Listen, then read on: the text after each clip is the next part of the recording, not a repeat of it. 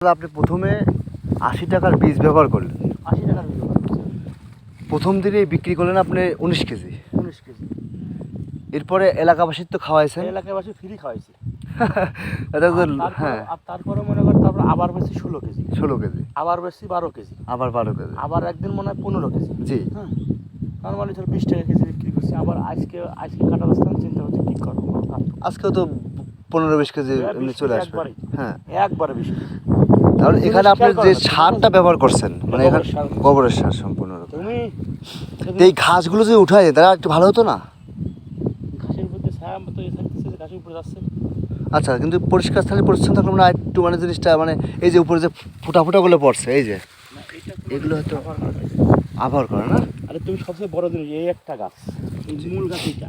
হ্যাঁ। ১ ২ ৩ ৪ ৫ ৬ ৭ টাকা বেড়েছে একটা থেকে। 7টা বেড়েছে একটা থেকে। একটার থেকে ৭ টাকা। অথচ পার্শ্ববর্তী এই যে জমিতে পাট এটা কতটুকু যে পরিমাণ শ্রম দিচ্ছে যে পরিমাণ খরচ করছে কতটুকু আসবে? কোনো কিছুই আসবে না।